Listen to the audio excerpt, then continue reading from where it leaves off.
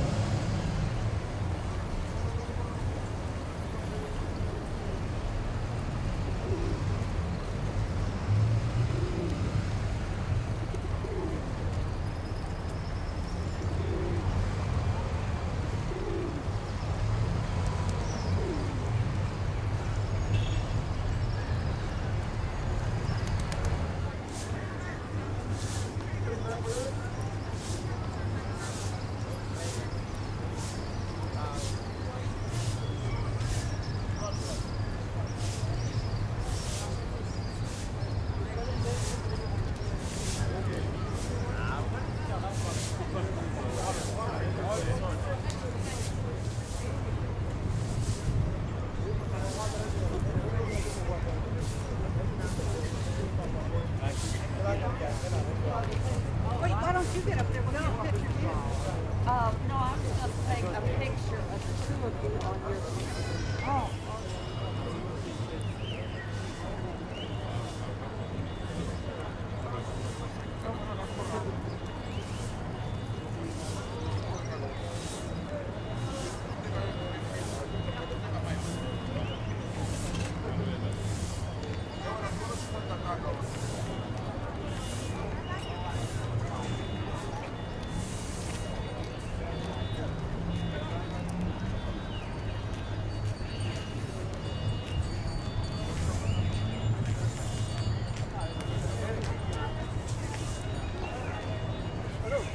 Marching to Pretoria, Pretoria, Pretoria.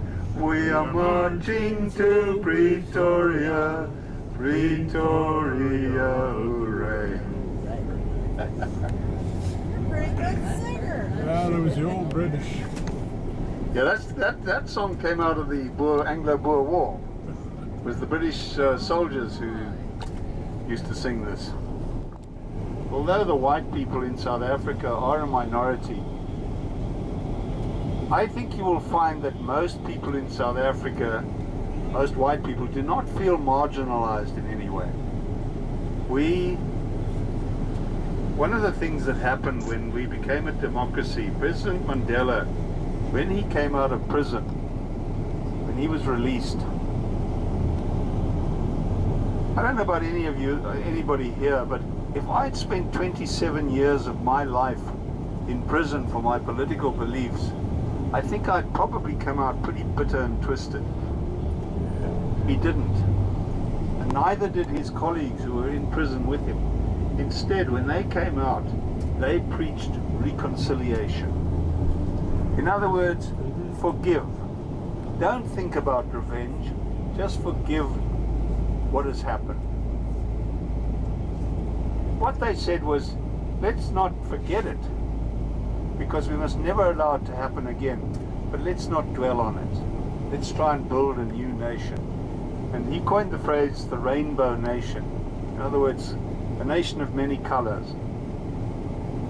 Although in a very, very much a minority, there are quite a number of Asians in the country, citizens, and a lot of what we call colored people. Now, colored people are people of mixed blood, okay? And then we have the black people who are the majority. Sorry, I'm just going to interrupt myself. On the right here is the Pretoria City Hall. with Andries Willem Pretorius on the horse. As I say, the spirit in South Africa since Mandela came to power has been one of living in harmony together with one another. Forget about racial issues, that sort of thing. Just don't allow it to get in the way.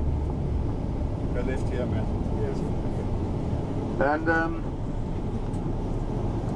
I think it's worked. Majority of South Africans, the vast majority, just want to live together, work together. I think we all have succeeded to a very large extent. Very often we find in areas where there are predominantly white people, they will elect a black person who lives in the area, because there's no real distinction of where people can live. It's not like the days of apartheid where people were limited to where they could live based on the color of your skin. On our left, beautiful gardens there, you'll see a bust of a person. That is General Jan Smuts, who was Prime Minister of South Africa during World War II and was also on the Allied War Cabinet. And his third claim to fame was that he also assisted in writing the preamble to the Charter of the League of Nations, which was the forerunner of the United Nations.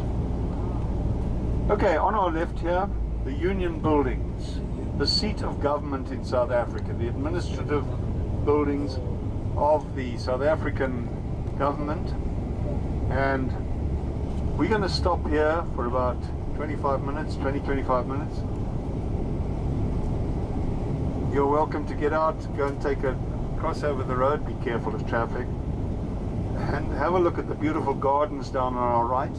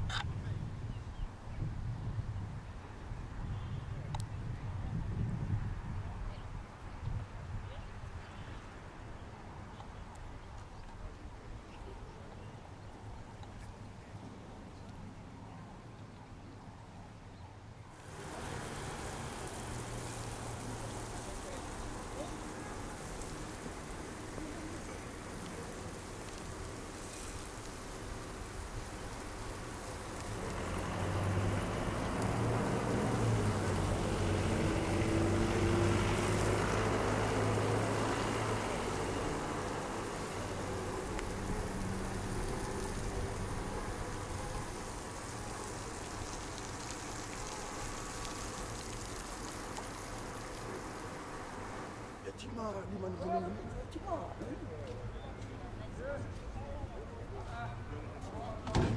everyone is here. Our group is still here.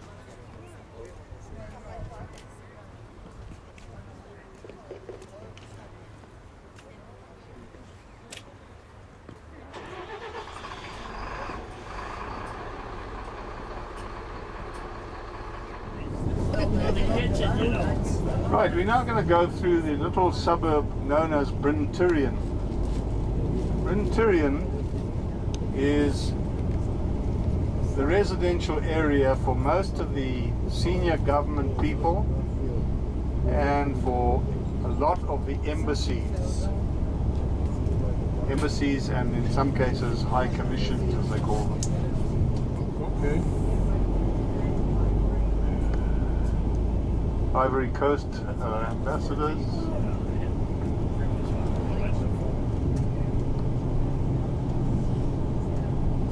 You'll see a big area, big concrete building. There's a big satellite dish on it, and it's got high fences around it. Our local name for it is Fort Knox. It's actually the embassy of the United States of America. Figures. House when he was president of the Transvaal Republic. This was where he lived. As I say, they're refurbishing the place now and repainting it. But this was the house he lived. He was always happy to sit out on this veranda, and anybody could come along and talk to him at any time. The two stone lions there were presents given to him by one of the mining magnates, a man by the name of Barney Bonato, who was obviously trying to curry favor with him. See on the left here now is the prison. And the old prison, of course, was the one place in South Africa where capital punishment was carried out by hanging. Today we don't have capital punishment in South Africa. We've abolished it entirely.